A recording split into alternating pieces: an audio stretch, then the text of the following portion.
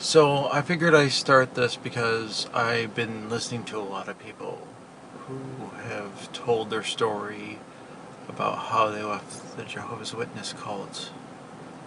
And I figured I'd add my story, and if that helps people, and I think that would be great. I think my story is much different than a lot of the XJWs, because a lot of the XJWs leave for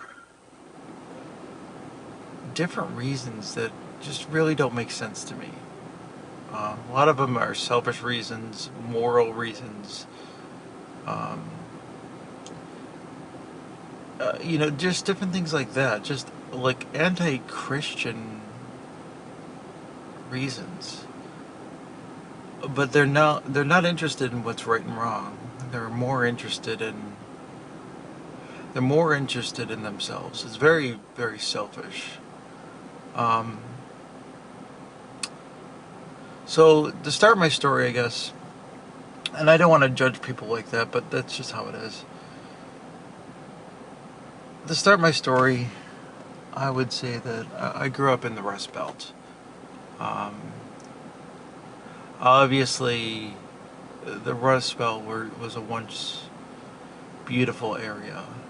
They had many beautiful cities. It was just an amazing area, um, with a lot of opportunities, a lot of factories. Basically, that area was a time period where a man off the street, with no education, no nothing, could find themselves sweeping floors at a factory and provide a good household provide a good living for him and his wife. And really that's been squandered, through taxation, through the welfare state. And now you look at these cities, they've just been dilapidated, and they're they're just god awful ugly.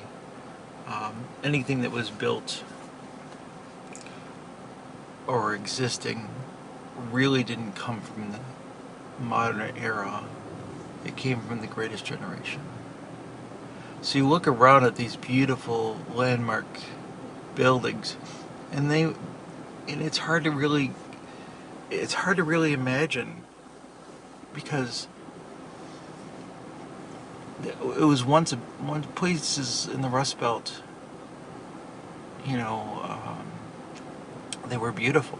They were just absolutely gorgeous. They don't build cities like they do now.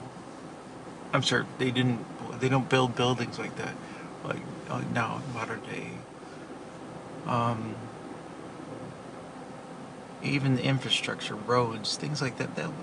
There's no way the government has the ability to do that. The government is fundamentally bankrupt. That being said, in general, growing up in the Rust Belt means that you have a lot less opportunities. And growing up a Jehovah's Witness, you're taught that you're different. You're essentially that you have, the way I was taught, that Jehovah's Witnesses was a superior way of life. That if you followed their way of philosophy of life, that you would be ahead in life. Maybe you wouldn't be rich, but you certainly wouldn't be poor, and God would always take care of you.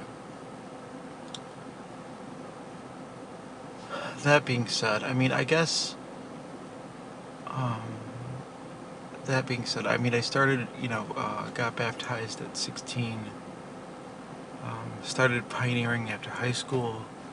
I went to Bethel, and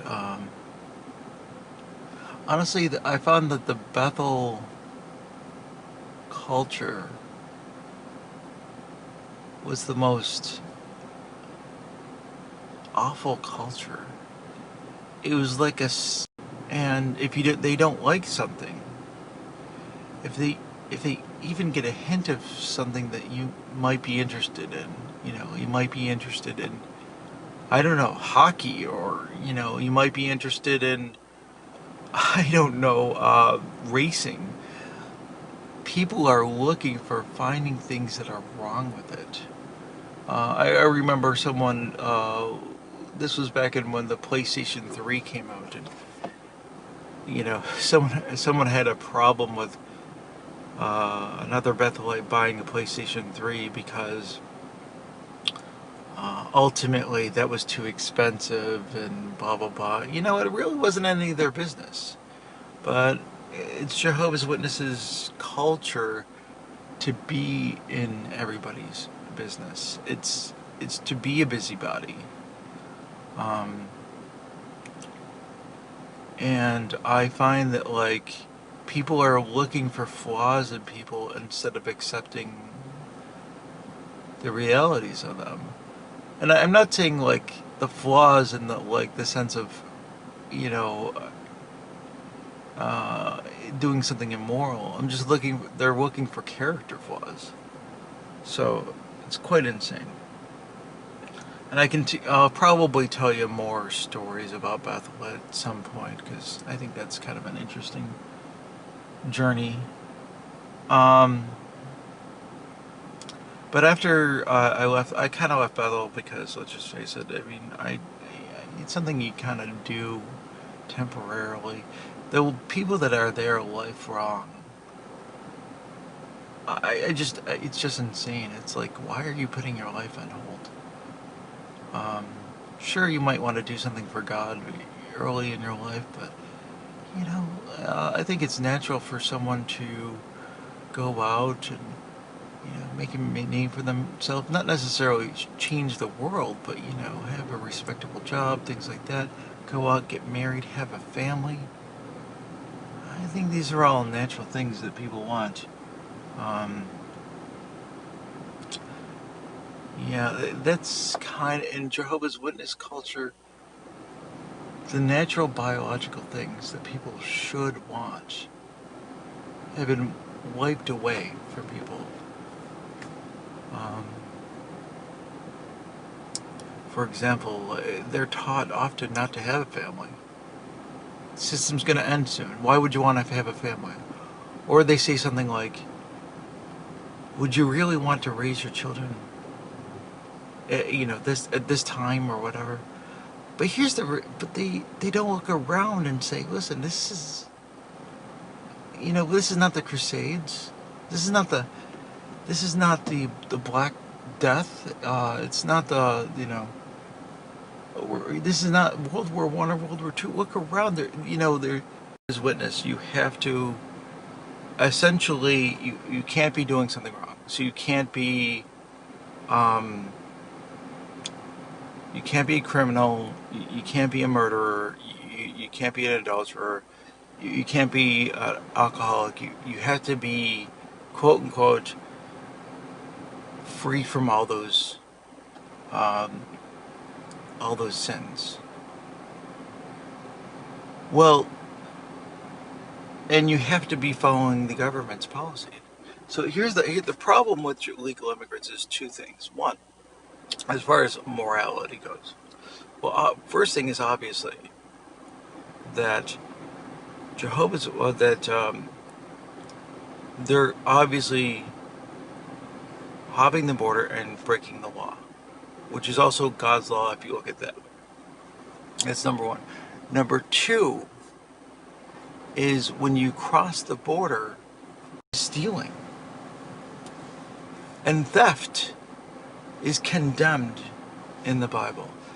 There's no amount of scriptural twisting that you can say that stealing is right.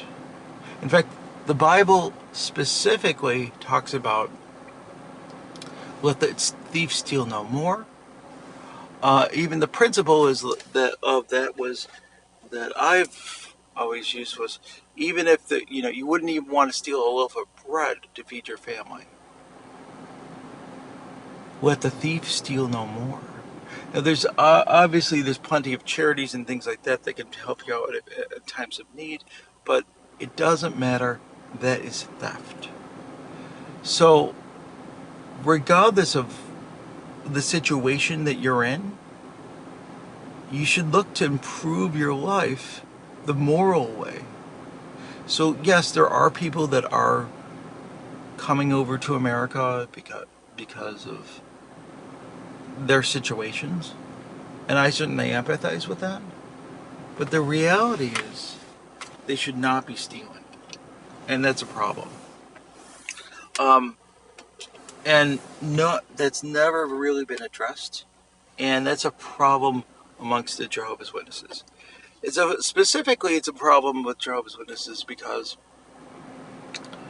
they're neither hot nor cold. What Jehovah's Witnesses believe is that, you're allowed to get baptized, you're not allowed to have privileges. Well, if they're doing something wrong, they should not be allowed to get baptized.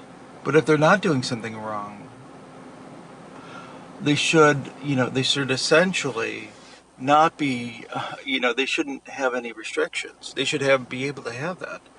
Of course, most congregations, Hispanic congregations that I know, look the other way as far as that goes, because they don't really consider that being a crime or problem. However, fornication, apparently, like lying, cheating, stealing, fornication, all those things, under normal circumstances, those are all sins, okay? But Jehovah's Witnesses have different degrees of sins. Well, some are gross sins, and some are whatever. So it's okay to lie, cheat, steal, or whatever. Honestly, um, most judicial committees are really specifically to deal with fornication, sex outside of marriage. They don't care about stealing, lying, cheating. They just don't care about other forms of immorality. Um, so it's just ridiculously hypocritical of Jehovah's Witnesses. So that's essentially, that started, of course, and then I started looking into more Jehovah's Witnesses things. I guess the next thing that woke me up, in general, was that, you stumble on Watchtower stuff and things like that, on YouTube, and it's a great resource. I think the first thing would be that what woke me up was that 607, that Jerusalem was not destroyed in 607 BCE. The whole foundation of Jehovah's Witnesses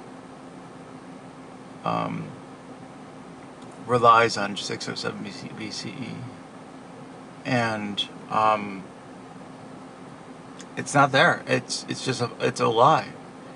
I don't know why they lie, but I do know why they lie, because they want to prove that they are some sort of special group or whatever. But the reality is, it's just